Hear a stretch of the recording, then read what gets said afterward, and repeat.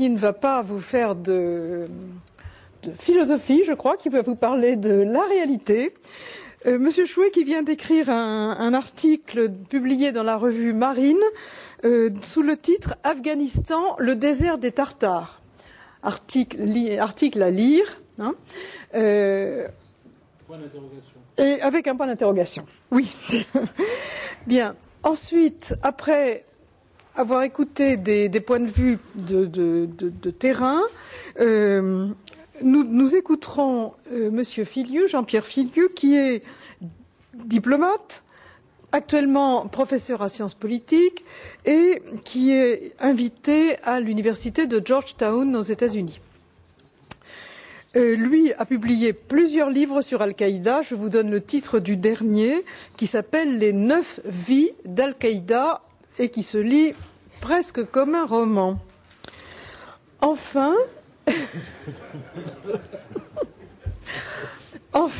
François Hesbourg, directeur de la Fondation de recherche stratégique. Conseiller, je crois que vous étiez directeur. Le directeur va être malheureux. Ah, alors, j'étais persuadée que vous étiez directeur. Vous l'étiez. Ah bon. Qui a publié il y a un an, après Al-Qaïda. Alliez-vous trop vite? Je ne sais pas. Donc, après Al-Qaïda, chez Stock, et auquel nous demanderons, après les explications fouillées de Jean-Pierre Filiu, de faire un peu une conclusion sur ce qu'on peut attendre du proche avenir. Alors, la parole est donc à Monsieur Alain Chouette. Bien. Mesdames, Messieurs, bonjour, puis bonne année puisqu'il est encore temps. Alain Chouet, pour les quelques-uns d'entre vous qui ne sont pas encore familiers avec l'organisation interne des services spéciaux, notamment les services spéciaux français, le service de renseignement de sécurité est celui qui est chargé du recueil du renseignement et de la mise en œuvre des mesures actives à l'extérieur du territoire national en matière de contre-criminalité, de contre-espionnage, de contre-prolifération et de contre-terrorisme. Alors tout ça, c'est des activités tout à fait ludiques qui se déroulent à l'étranger, donc évidemment dans l'illégalité la plus absolue et dans le plus grand secret, et ça donne du monde une vision un peu spécialisée. Alors j'ai donc pas l'intention ni la prétention de vous dire mal ce que Jean-Pierre Filiu et François Hesbourg vous diront très bien tout à l'heure, et j'essaierai de me borner à une approche service de renseignement du phénomène. Et là, j'avoue que, compte tenu du thème retenu pour cette table ronde, j'ai hésité à participer à un exercice qui m'est apparu de prime abord un peu comme une espèce de séance de nécromancie, parce que les questions que vous avez qualifiées de byzantines tout à l'heure, Madame Benguiga, me paraissent moins byzantines au premier abord qu'il y paraît. Et comme bon nombre de mes collègues professionnels à travers le monde, j'estime sur la base d'informations sérieuses, d'informations recoupées, que la Qaïda est morte sur le plan opérationnel dans les trous Arad Tora Bora en 2002. Les services pakistanais ensuite se sont contentés de 2003 à 2008 à nous en revendre les restes par appartement contre quelques générosités et quelques indulgences diverses. Sur les quelques 400 membres actifs de l'organisation qui existait en 2001 et dont on trouvera une assez bonne description dans l'excellent bouquin de Mark Sageman, Understanding Terror Networks, il y a moins d'une cinquantaine, essentiellement des seconds couteaux, à l'exception de Ben Laden lui-même et de Ayman Zawahiri, mais qui n'ont aucune aptitude sur le plan opérationnel. Donc moins d'une cinquantaine ont pu s'échapper, disparaître dans des zones reculées, dans des conditions de vie précaires et avec des moyens de communication rustiques ou incertains. C'est pas avec un tel dispositif qu'on peut animer à l'échelle planétaire un réseau coordonné de violence politique. D'ailleurs, il apparaît clairement qu'aucun des terroristes post-11/9 qui ont agi à Londres, Madrid, Casablanca, Djerba, Sharm el-Sheikh, Bali, Bombay, etc., ou ailleurs, n'a eu de contact avec l'organisation. Et quant aux revendications plus ou moins décalées qui sont formulées de temps en temps par Ben Laden ou Ayman Zawahiri, à supposer d'ailleurs qu'on puisse réellement les authentifier, elles n'impliquent aucune liaison opérationnelle, organisationnelle, fonctionnelle entre ces terroristes et les vestiges de l'organisation. Bien.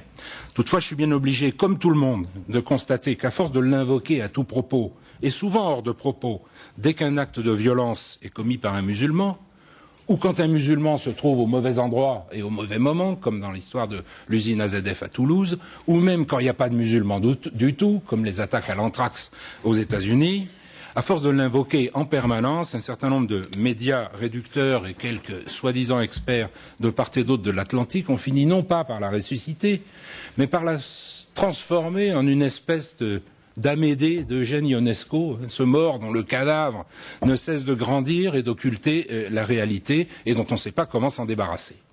Alors l'obstination incantatoire des Occidentaux à invoquer l'organisation mythique qu'on a qualifiée d'hyperterroriste, non pas parce qu'elle a fait, mais parce qu'elle s'est attaquée à l'hyperpuissance, cette obstination incantatoire a eu très rapidement deux effets tout à fait pervers.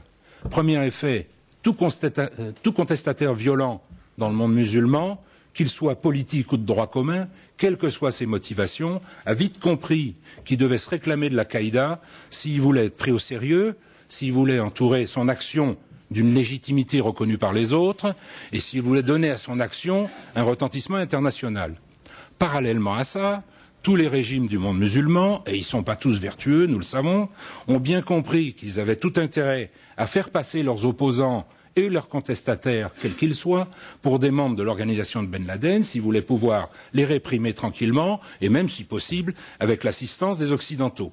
D'où une prolifération de Qaïda plus ou moins désignés ou autoproclamés au Pakistan, en Irak, au Yémen, en Somalie, au Maghreb, ailleurs, le Qaïda dans la péninsule arabique, QPA, etc. Bien. Le principal résultat de cette dialectique imbécile, ça a évidemment été de renforcer effectivement le mythe d'une Qaïda omniprésente, tapis derrière chaque musulman, prêt à l'instrumentaliser pour frapper l'Occident, en général, les États-Unis bien sûr en particulier, au nom d'on ne sait pas trop quelle perversité. Et cette vision-là, elle procède de plusieurs erreurs d'appréciation et de perspective, et elle génère, surtout, des ripostes totalement inadaptées. Parce que si la Qaïda n'existe pas, la violence politique islamique existe, elle, bel et bien.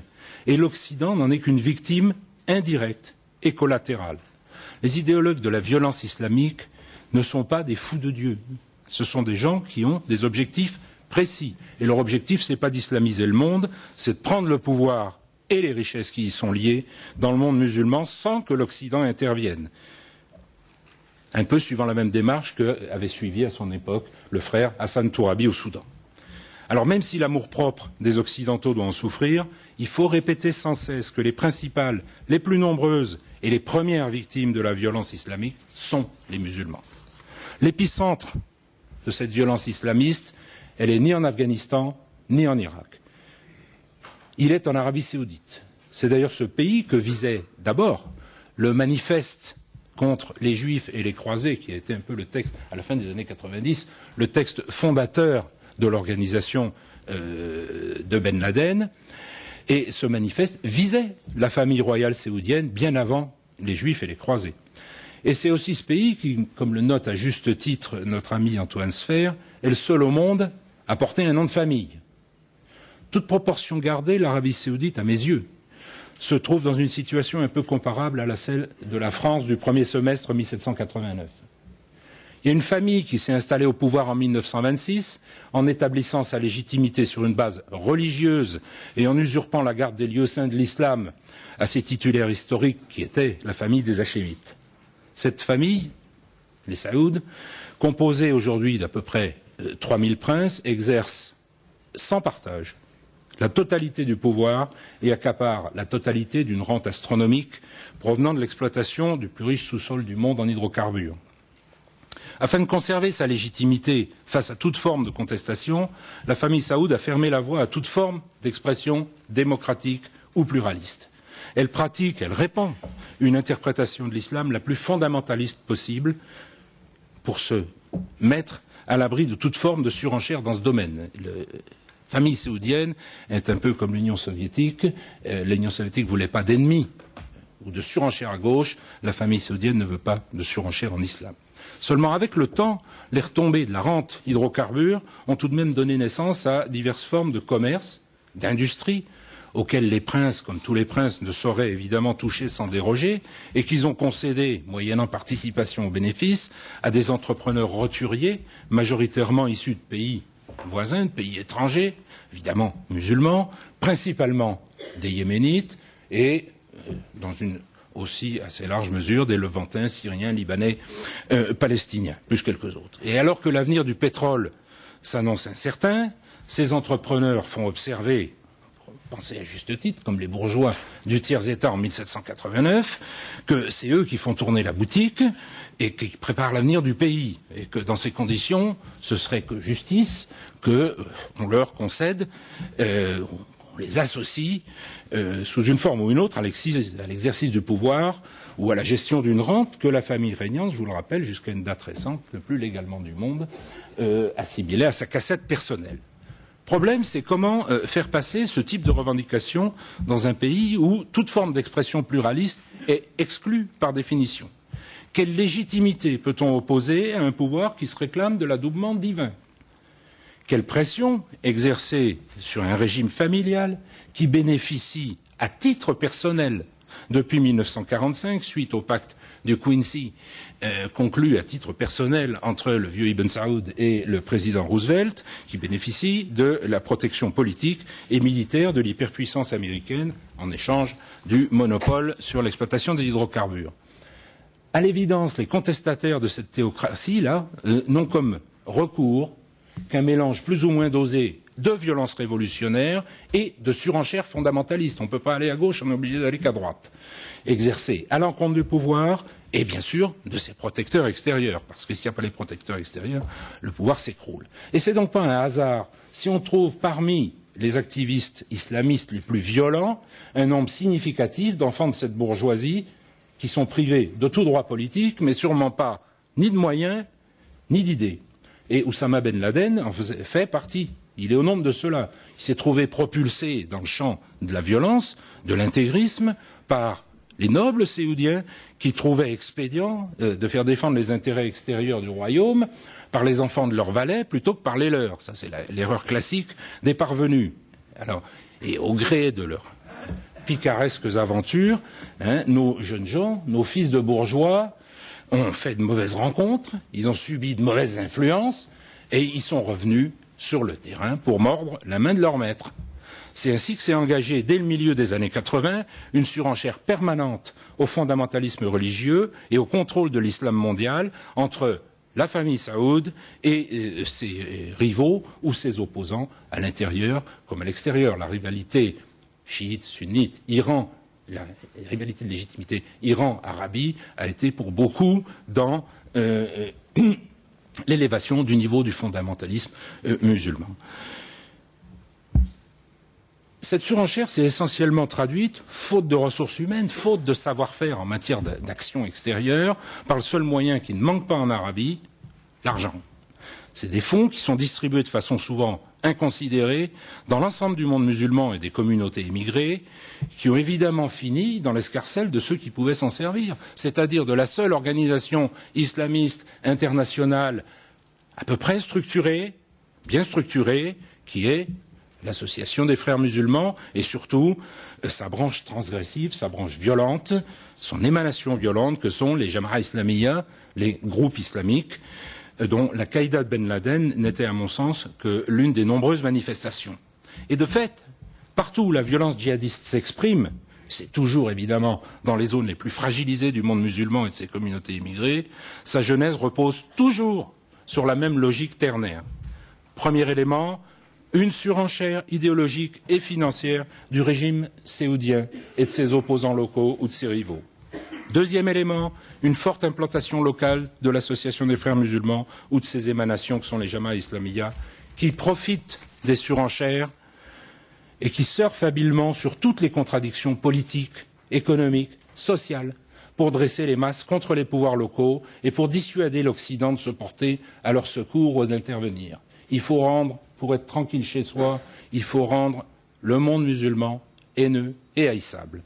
Et puis, troisième élément de cette logique ternaire, parce qu'il faut battre un peu notre coulpe, un regrettable penchant de la diplomatie et des services occidentaux, américains en tête bien sûr, et de leurs alliés locaux, à soutenir dans le monde entier, souvent militairement, les mouvements politiques les plus réactionnaires et les plus intégristes sur le plan religieux, comme rempart contre l'Union soviétique jusque dans les années 90, et dans la politique de containment de l'Iran ensuite, depuis les années 80. Et ce même cocktail de trois éléments produit, pour des raisons très différentes qui sont liées à des contentieux locaux non résolus ou à des interventions extérieures mal maîtrisées produit les mêmes effets, effectivement, en Afghanistan, au Pakistan, en Indonésie, en Irak, au Yémen, en Somalie, au Maghreb, dans les pays de la zone sahélienne et jusque dans les zones de non-droit des communautés musulmanes immigrées en Occident. Je ne vais pas entrer, pour des raisons de temps, dans le détail de ces différentes situations de violence politique, mais il faut bien constater que si elles se développent toutes suivant à peu près le même cheminement, elles correspondent à des problématiques locales totalement hétéroclites et mettent en jeu des acteurs qui ne communiquent que très peu entre eux. Et s'ils se réclament tous du même drapeau mythique, c'est parce qu'ils savent bien que ce drapeau a valeur de croque-mitaine pour les pays d'Occident en général, pour l'Amérique en particulier, qui sont tous supposés pouvoir apporter leur soutien aux régimes les plus contestés. Alors, Benguiga, bien sûr, on pourra toujours m'objecter que, puisque la violence djihadiste existe bien et qu'elle se développe à peu près partout suivant les mêmes schémas, peu importe qu'on l'appelle ou non Al-Qaïda, qui ne serait alors que l'appellation générique d'une certaine forme de violence intégriste mondialisée. Un certain nombre de journalistes devenus plus prudents maintenant, au lieu de nous parler d'Al-Qaïda, nous parlent de la nébuleuse Al-Qaïda. Alors, la nébuleuse, c'est nébuleux, et le problème, effectivement, c'est qu'une telle confusion sémantique est à l'origine de toutes les mauvaises réponses et exclut de facto toute solution adaptée au problème. Parce qu'il existe, en effet, deux façons de passer à la violence terroriste politique. Ou bien on constitue un groupe politico-militaire organisé, hiérarchisé, avec un chef, une mission, des moyens, une tactique coordonnée, un agenda précis, des objectifs définis. Ça revient à constituer une armée avec des professionnels de la violence et à s'engager dans un processus d'affrontement de type militaire. C'est, ou ça a été, le cas de la plupart des mouvements terroristes révolutionnaires ou indépendantistes en Europe, en Amérique du Sud, au Proche-Orient jusqu'à la fin du XXe siècle. Ou bien on a recours à la technique dite du lone wolf, du loup solitaire, qui consiste, en gardant un pied dans la légalité et en posant un autre dans la transgression, à jouer idéologiquement sur une population sensible pour inciter les éléments les plus fragiles, les plus motivés, à passer à l'acte de façon individuelle ou groupusculaire, en frappant où ils peuvent, quand ils peuvent, comme ils peuvent, peu importe, pourvu que l'acte porte la signature de la mouvance et s'inscrive dans sa stratégie générale. La technique du lone wolf, elle est pas nouvelle, hein, elle est ancienne. On l'appelle lone wolf parce qu'elle est bien connue aux États-Unis. Elle a été théorisée par M. William Pierce dans ses Turner Diaries qui sont restés au top 10 des ventes aux États-Unis pendant pratiquement toute la décennie 90 et qui inspire la plupart des militants violents de la suprématie blanche et des ultrafondamentalistes chrétiens. C'est cette technique qui a prévalu dans les attentats d'Atlanta, d'Oklahoma City et dans nombre d'actions individuelles dont le total approche et même dépasse celui des morts du 11 septembre. C'est cette même technique qui est mise en œuvre par un certain nombre de groupes dans le tiers-monde, comme les loups gris en Turquie ou comme les frères musulmans dans le monde arabe et musulman. Alors, si certaines formes de violence locale dans le monde arabe empruntent au premier modèle, c'est à l'évidence, suivant le second modèle, que fonctionne la violence djihadiste exercée en direction de l'Occident et en direction d'un certain nombre de régimes arabes. Et tous les services de sécurité et de renseignement savent pertinemment qu'on ne s'oppose pas à la technique du lone wolf par des moyens militaires, des divisions blindées, ou par une inflation de mesures sécuritaires indifférenciées. On s'oppose à la technique du lone wolf par des mesures sécuritaires ciblées, appuyées sur des initiatives politiques, sociales, économiques, éducatives et culturelles qui visent à assécher le vivier des volontaires potentiels en les coupant de leurs sponsors idéologiques et financiers.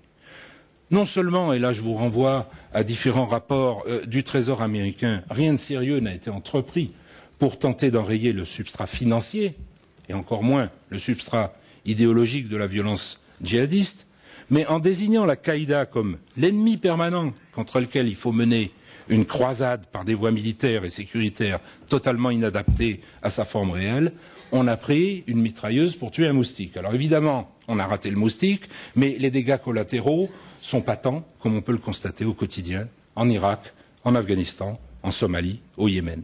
Et le premier effet de cette croisade ratée, ça a été d'alimenter, au contraire, le vivier des volontaires de légitimer cette forme de violence, d'en faire le seul référentiel d'action, d'affirmation possible dans un monde musulman dont l'imaginaire collectif est traumatisé maintenant par une loi universelle des suspects qui pèse sur elle, par des interventions et des occupations militaires massives, interminables et aveugles.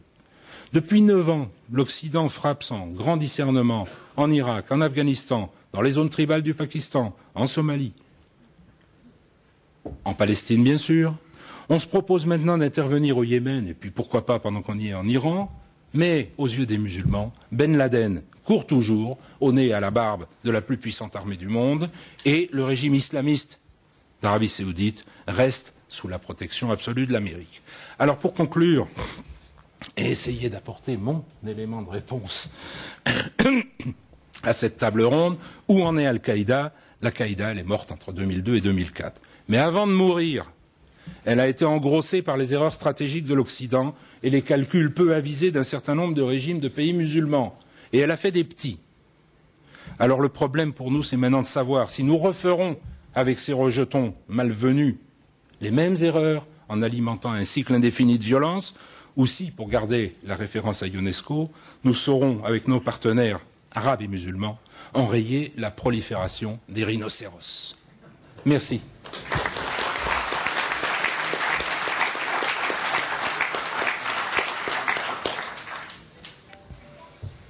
Voilà qui prouve que l'expérience du terrain et dans des conditions difficiles, à voir le nombre de décorations que M. Chouet a accumulées dans son existence, nourrit une réflexion vraiment originale et décoiffante. C'était vraiment très très intéressant.